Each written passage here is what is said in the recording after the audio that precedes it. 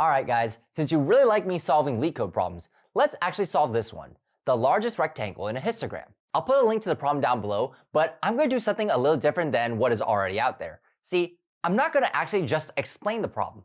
I'm actually going to do it. Yeah, I'm going to do this problem and cut out the unnecessary parts where I may get stuck or have fluff.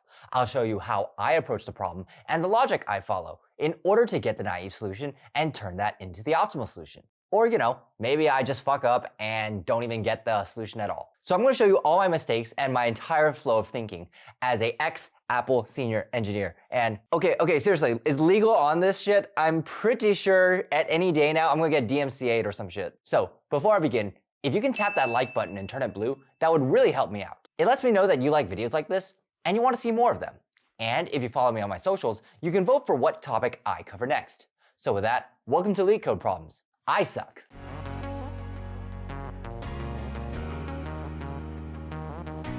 So, given n non-negative integers representing the histogram bar height where the width of each bar is 1, find the area of the largest rectangle in the histogram.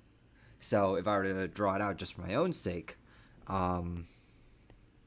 1, 5, 6, 2, 3. Okay. The area is given by this. So what are my other options when I'm actually considering this? So I could either take like each one of these rectangles individually, because there could be like, if this could potentially be 11 as well. And then that would end up being the maximum area. So the other option is taking these, this one all the way across these, 6 elements. So this would be something that's in the running. And then just for illustration purposes, this would be 10. And then this right here, pick blue. If I had to, this is also another candidate. So then this would be 4. So you are comparing them. You're comparing these 3 numbers. Now, how do you contrive all these different triangles? Actually, you know what? I take this back. The blue actually can extend all the way out here,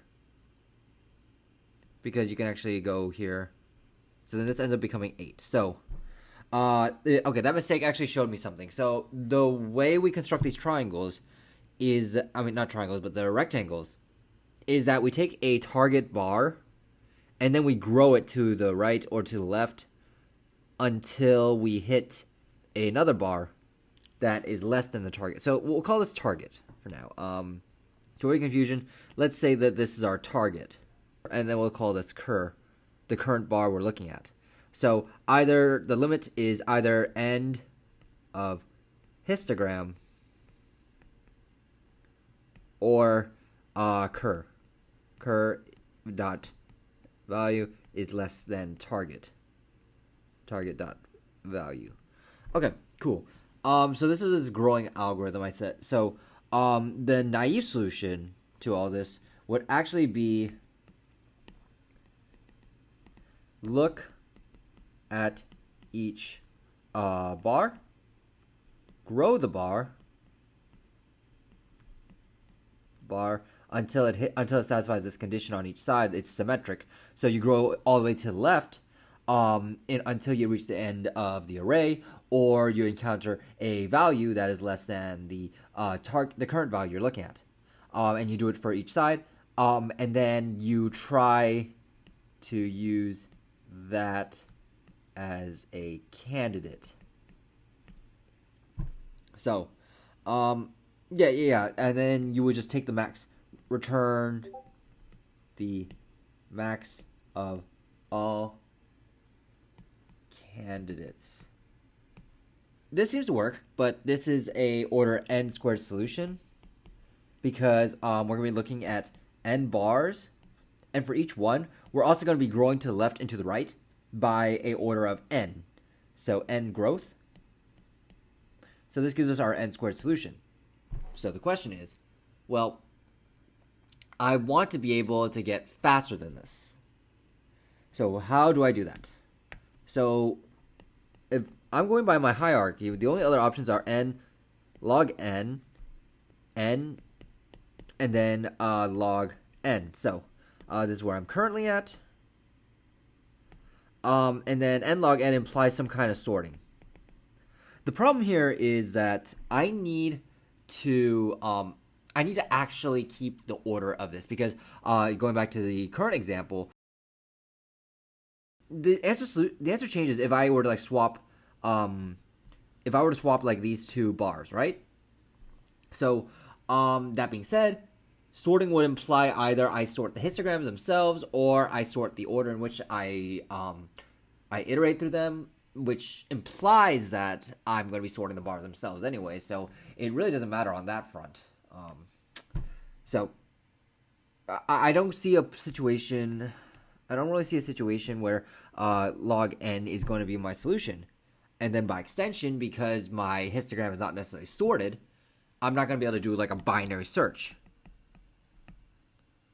So I can't see a situation where I'm going to want to iterate through all these through a heap because they need to be continuous. So this won't work. So the only thing left is for me to do like this order n solution. So what does order n look like? It means I have to iterate a finite number of times, no matter how big the histogram is. Now, the nice way to do this, like the ultimate way of doing this, is to reuse some kind of state. Reuse. I can't spell today. Reuse state. So, what I mean by this is that for whatever bars I've looked at in the past, I can carry that over. So let's say, for more accurate, let's say I'm at this point, right? And then I look at my third bar. How can I carry over here? So how can I carry these results over? More specifically, how do I reuse the result of this state, or this of the red state here, or this pink state here, and put it into here? How do I use this is the question. God damn it, you guys, stop asking questions. Okay. No, sorry. I'm really not seeing how this really works, because I need to be able to pass in a part of the rectangle. But you're like this situation right here that I just drew. You don't really know how much of this rectangle you need to carry over ahead of time. So I mean you kind of do, I guess, once you look at it, but then how does that feed to the next one? And how do you know how much of this original one to pass further and further down, Like, that doesn't really make sense to me. So I still think we can pursue this state idea, but I'm not sure what this state is going to look like. So let's suppose that I have some histogram, right? And that I'm passing in some bundle x. X can be some value, or a combination of values. I don't know what exactly x is going to be. And then I pass it into my rectangle here, and then I'm going to spit out y, which serves to go to the next rectangle of, these are arbitrary heights, h2, h1, and then spits out z, and so on and so forth. Now, the question is, x gets transformed into y. So the question is, what exactly is that transformation?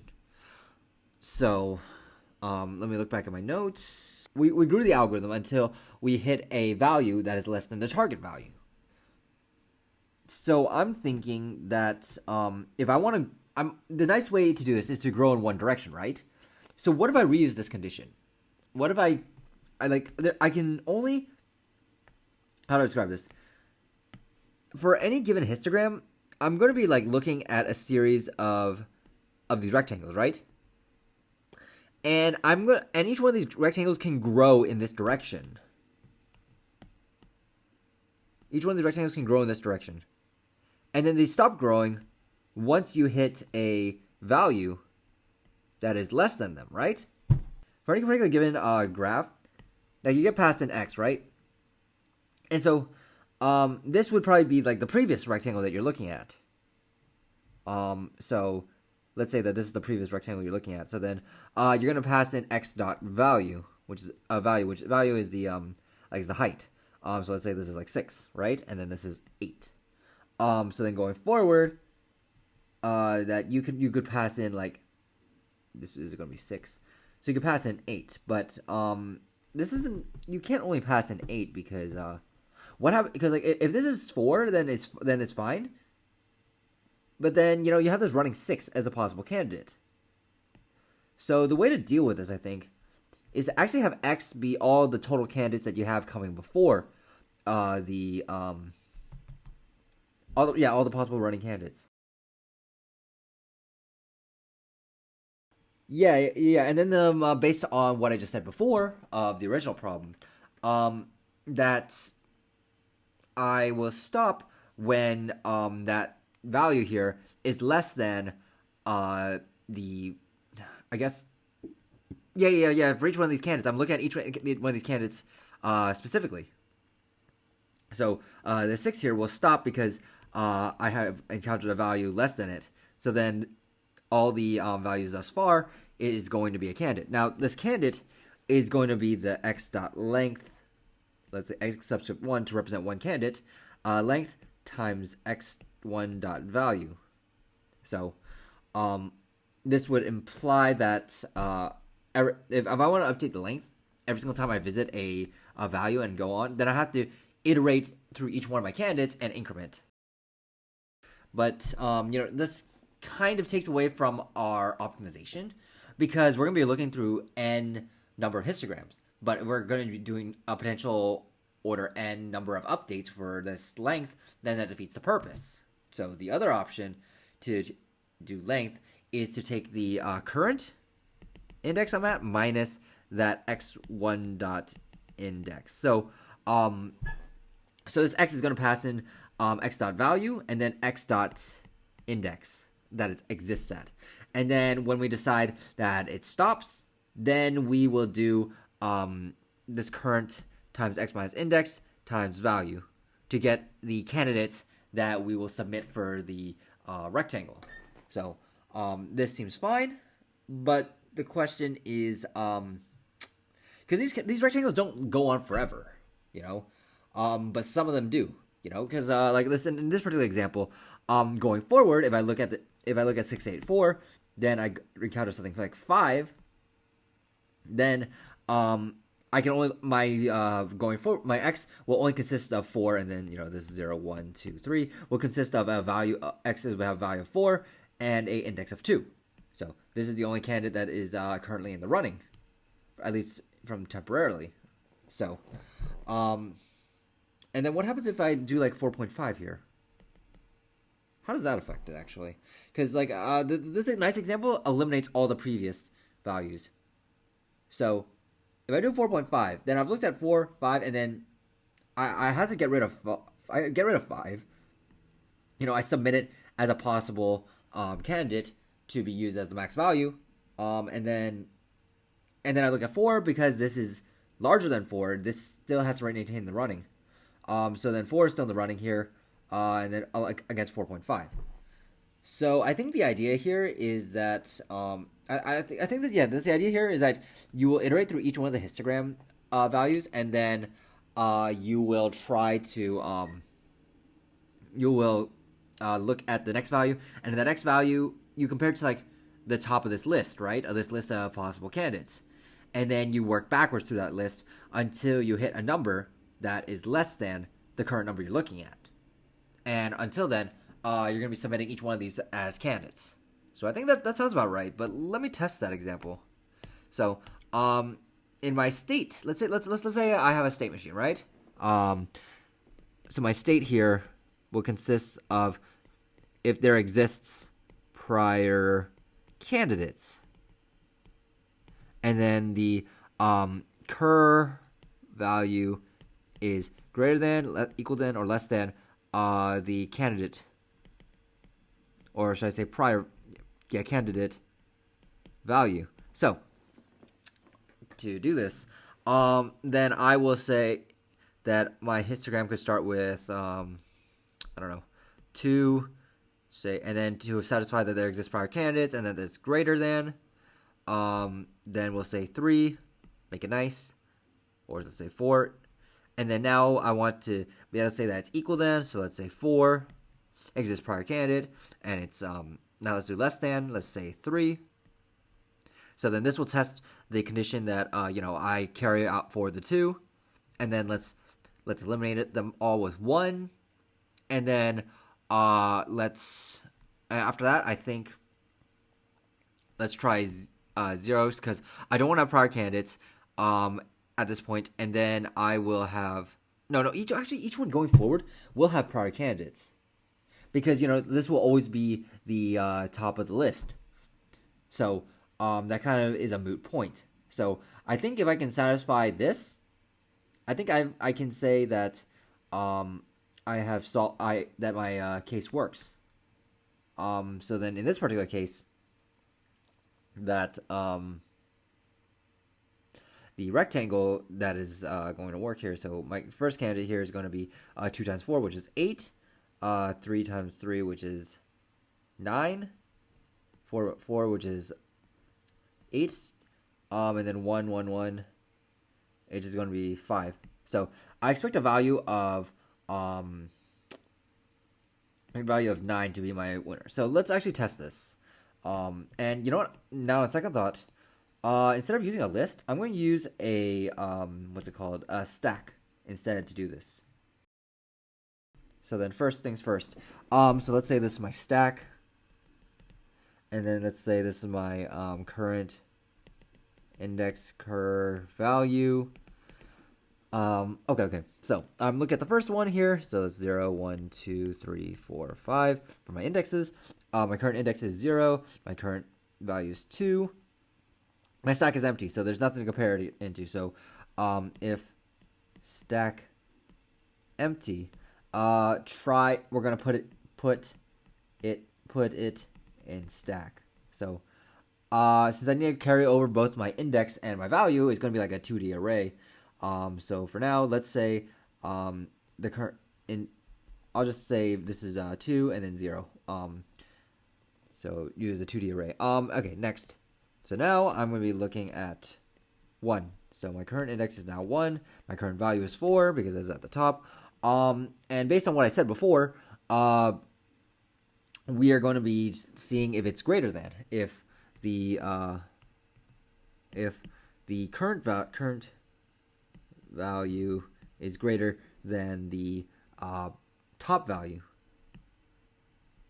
Is greater than the top value, then we will go ahead and put it on the stack. 1, 4, cool. And then we look at 4. So this current value is greater than or equal to. Same thing. 2, 4, 2, 4, cool. And then 3 here. So now let's look at what happens if this is 3 and 3. What is going to happen now? So else, then I'm going to remove the element at the top of the list if it is while top of stack less than value. Then I'm going to pop. Okay, I'm going to run out of space here. Shit. Whatever. So I'm going to pop this and then try to submit it as a candidate. Pop and candidate. So then let me add a qualifier here. So that way I can keep my notes. So then we're going to pop that and then take its top value times cur idx minus, let's say pop, let's call this v, so v dot value, which is equal to v of 0, and then pop, which is v dot idx, which is equal to, since I call this a 2D array, someone calls it v of 1. Next one, so that'll work, right? Because what we do is I'm going to compare 3 minus 2, right? So this current index is 3, the top of the index is 2, 4, so 3 minus 2 is equal to 1. So yeah, this makes sense. Yeah. So this is what I'm looking at. I'm looking at this rectangle here. Cool. So then we'll submit 4 for our max. That's cool. And then I'm going to pop that, get rid of it next. Same condition, except now the v1 is a 1, because here this is what we're looking at. And so now this is 2. So then the max value is 8. Well, 8 is greater than 4. It's 4 times 2 is 8. Max 8. Cool. And then we eliminate these from the stack. And then now we have a stack of 2 and 0. Cool. And then now we put it onto stack. All right. Just for sake of clarity, this while loop just occurs here, and then put on a stack is at if. And then we're just gonna loop this until histogram. End. So let's say next is next thing we're looking at is gonna be 4 here, right? So then current index is 4 and 1. Oh yeah, let me put 3 and 3 in here. So the current index. Oh wait, I have that reversed. No, so following this chart, the current value here is actually less than the top of the stack. So this is our value, right? And then IDX. So 3 and 3. Then I'm going to go ahead and pop this. And so based on this, formula 3 is going to be our value, and then 3 is our index. So this is getting messy. I'm going to change colors. So 3 is our value, 3 is our index, and then the current index is 4. So then we offer 3 as a possible candidate because 3 times 1 is equal to 3. We offer that. It's not greater than 8, so we're not going to do anything with it. And then we just eliminate it from the stack. So the only thing left in the stack is this 2 and 0 that has been so patient with us. So, So you know what? I think I missed something here. This 3 is actually kind of yeah, we're missing something on the 3 actually. Oh yeah. We need to represent the ability. Is like if we pop this, then it needs to also represent growing that 3. So let me adjust this algorithm. So when I pop it, I should decrement. I should decrement the Let me put a little thing here. Decrement cur IDX, but as a copy, because I have a current index here. In order to try and what's it called? To do my math basically. Because I still need to do my math for this rectangle here. This rectangle here, and that only works if I keep my current index. But the reason why I'm decrementing my current index is so that way it stimulates this growth. As I pop off this 4, I grow this 3. So this is really meant to do this.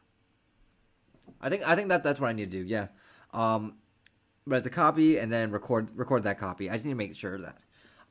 So we rewind time. This current index 3 will actually be at 1 here because we grew it all the way to 1. That's how far back we popped originally. So then this is 3 and 1, right? So then now what I can offer when I'm looking at this right here of 4 and 1 is to look at the current. Oh, I have this reversed. This is 1. And yeah, I have this reversed. This should be 1, and this should be 3. My bad.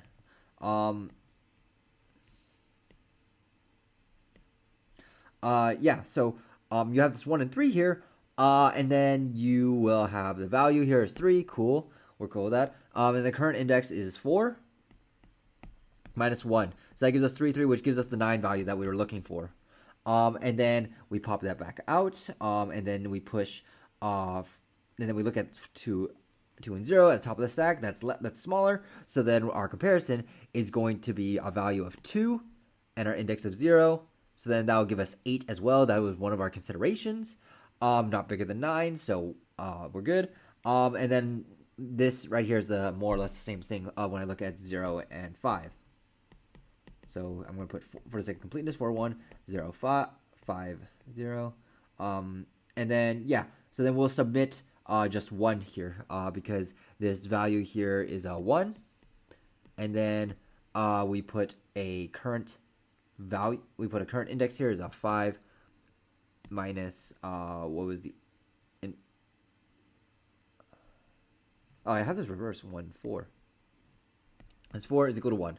Okay, so we basically have this algorithm here, albeit a little bit messy, but I think that this basically encapsulates exactly the idea I wanted to do. I'm trying to think of some edge cases that we might run into, but I think this is pretty solid actually. So I'm gonna go run with it and I'm gonna code it up.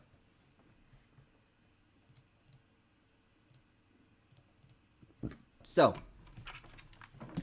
I'm gonna have my stack with me, just to start it off. So stack of let's call this integer array, because I need to record the value. So stack equals to new stack. Hopefully that this is the right way to do it in Java. I could be completely wrong, but all right, whatever. I'm going to loop into the end of the histogram. So then int I equals 0, for int I equals 0, I less than heights dot lang, I plus, and then loop until histogram, sure. And then let's say that heights, if the stack is empty, we put it into the stack. So then stack dot, so if stack dot is empty, and then we're gonna push this onto the stack. So then stack dot push, stack dot push integer of heights. Actually, let me make this a little bit cleaner. So then int heights val equals to heights of 0. Let me just double check that's the case, because if I input here, cool. And then so then heights of val, sure. Heights of heights val I think that should be how I do the array. Oh wait, no, this is a lambda. God, I totally forgot how to do this. Oh well. No, I think this is right? That's how you do an array. Ah, motherfuck. Okay. Otherwise, else if the current value, so the current value that I'm looking at is the heights val. Let's call this current value actually, just for the sake of keeping, consistency with my notes. I'm at this step here, by the way. So curval is greater than or equal to the stack dot peak, and then you're just gonna push it onto the top as well. So we can copy paste this, doesn't matter. And then else, and then while stack. So then let's say while stack dot peak is less than the curve val, then we're gonna do a value. We're gonna say integer v is equal to stack dot pop, and then we said to be able to do a candidate offer for this. So then let's call this int max equals to integer dot min. So then max is going to equal to math dot max of v dot value. So v of which we said it was 0, times the current index, which is I, minus v of 1. So just for reference, we're looking at these right here, this entire formula. So that will do the math here, and then we need to compare it to whatever I said max was, right? And then following that, we want to pop the candidates, and then decrement current index, but as a copy. So then let's just say int val to submit is equal to I, or I should say idx to submit. Is equal to I, and then we just say I minus minus to represent the consumption of that rectangle. And then we will continue. So then, we should go until the stack is empty, while stack dot is empty, and just so that way we maintain our sanity and we don't crash here. And then That's base, and then now we need to put that into the stack. So then let's just say curve. So I just say so let's actually make this more interesting. Let's actually do idx to submit, and instead of I minus minus, because that's wrong, and need to decrement this copy. So then we need a stack dot push dot I, and then we need to put this stack dot push curve val dot idx to submit, and then as our return value we return max. So I think this is about right. I think this is in line with my notes. If the stack is empty, then I just push it on. Otherwise, if the stack is greater than or equal to the peak, then we push it on. It's this loop here that I'm really more concerned about. But based on my notes and my testing, I believe it's correct. So let's go ahead and run it.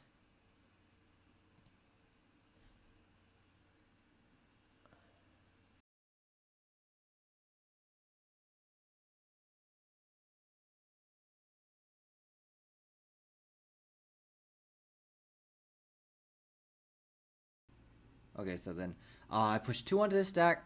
Let's actually do this step by step because I'm not quite sure what the hell's going on or why that's not working.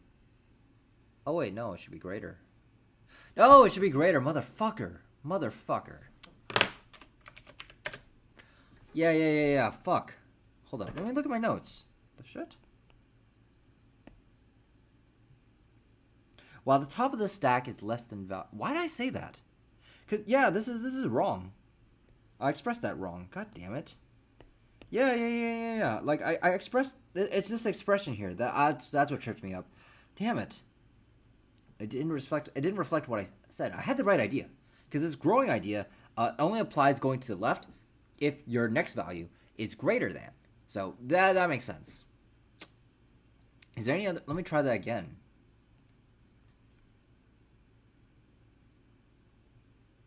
Still wrong, motherfucker. Okay, let's go back to the drawing board.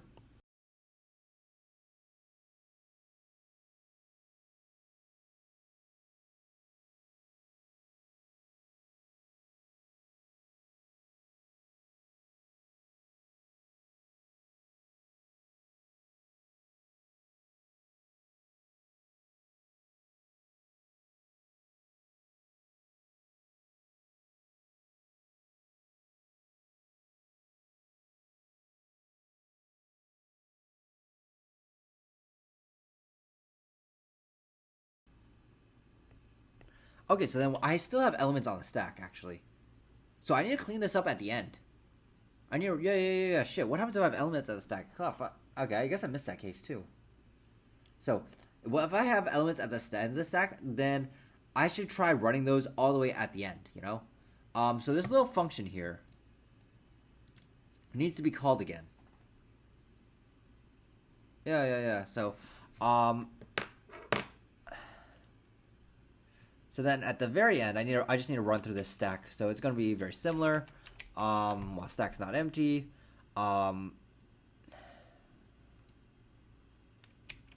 Shit, this was a really simple problem. This is a really simple one, and I'm fucking it up, man. So I don't need this IDX to submit anymore. This I becomes simply heights dot length minus v1, sure. Turn max. Okay.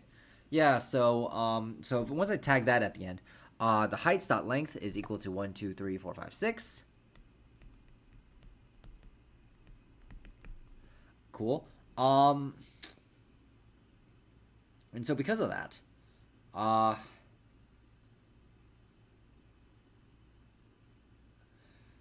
so then I'm gonna be looking at the top index here.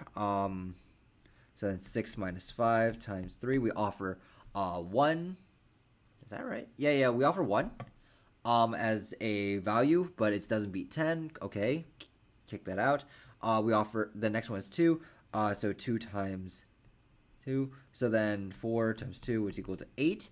And that represents 1. This represents going from here to here.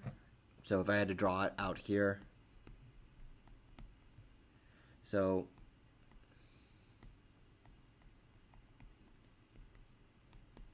So this represents these 4 bars. Cool. So that's fine. And then the next one is to look at 1, 0. So this represents going from all the way here. So 0, 1, 2, 3, 4, 5. That's interesting. So then the value here is 1 times 6 minus 0. So it's going to be equal to 6, which is fine because height's length is equal to 6. And then we return max. So this should be fine.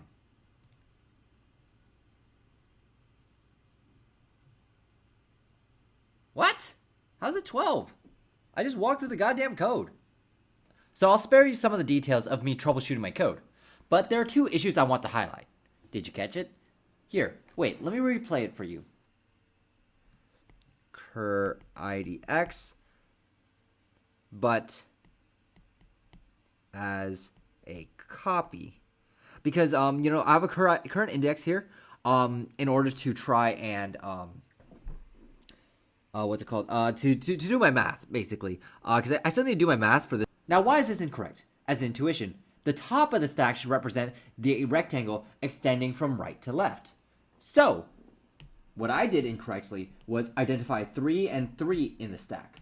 However, what I should have realized is that the 3 was adjusted to expand out after popping off these rectangles at 1 and 2. So, the index here should have been 1, not 3. And had I been a little bit more careful or a little bit more cogent of this fact, or kept in mind that this was here, I think I would have actually been able to, not make this stupid mistake.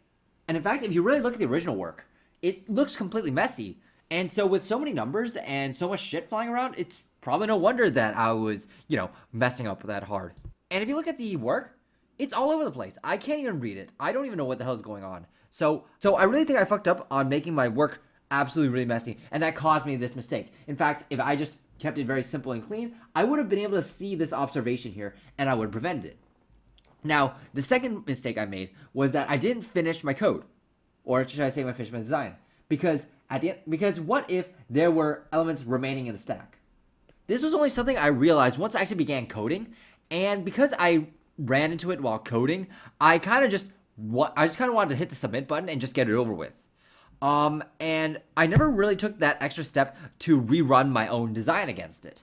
And because of that, that just, that could have also been a way for me to actually realize this bug as well. Because it's like it would have forced me to run through the design again. But I think at the time, I just did not really consider it. In fact, I'll show this fast forward version of it right now, but I actually ran through another different example here and I still couldn't figure it out. And what I did in both situations was that I was constantly Xing out values and not really using them. In fact, I was just Xing them out and I could have just erased them, which would have made my work cleaner. And again, it would have prevented this mistake.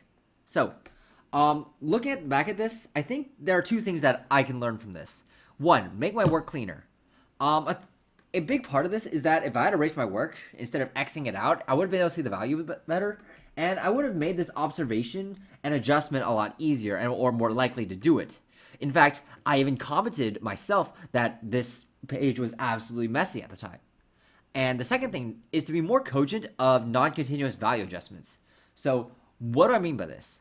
I mean that if the stack is popping off rectangles and these rectangles themselves are not continuous, and these rectangles themselves do not correspond to consecutive indices, then I probably should do an assignment, not a decrement. So specifically, what I mean by this is when I arrived at this situation where inside my stack, where I have, oh, this is a terrible fucking color. Yeah, this is a terrible color. Shit. So if I have my stack here, and then I'm in a situation with 2, 0 in this, 4, 4, 4, 4, 4, and then I encounter 3, based on the algorithm here and based on this property, I would put 3, 1 in here. I don't necessarily want to be decrementing indexes from 3 to 2 to 1. Because, the next index I'm looking at is 4, right? Because once I'm looking at 3, then I'm putting it right here, but with an index of 1 to represent the fact that it extended out. So next time, let's say I put in the example here, what if I change this to, 7? Then I put 7 in the stack, and then I have a 4 index. So 4 to 1, this right here should have shown you that this is not sequential. So decrements should be avoided. In fact, like this should just be an assignment, and this would have just fixed the issue. So being aware of how iterating and how these indices affect your overall code and whether or not you're actually keeping them or you're iterating through them consecutively will be a very, very big way of, not making this kind of mistake again. Holy crap. Oh boy. I think I might be actually really dumb, guys. I should probably get myself checked. Okay, solving that hard problem wasn't actually that hard. It took me 25 minutes to just come up with a naive and optimal solution and prove it. And then that part where I'm troubleshooting with the code, that took me 30 minutes to just debug. And it was just 2 little mistakes, just 2 of them. I was being held up by some really dumb and small mistakes in my code. And honestly, the only way I can think of to prevent this from the future is to just be aware of when indices and iterative values are non-sequential, and that should affect my testing. I guess that's really the lesson here, and maybe it's just come up with test cases built around that possibility. So that'll do for me. Let me know what you think in the comments down below. Also, feel free to connect with me on my socials, where you can vote for what topic I cover next. And if you want to try and secure that next job offer, you can book me for interview coaching at eachhandtech.com. If you like this video, please like and subscribe, and I'll see you all in the next one.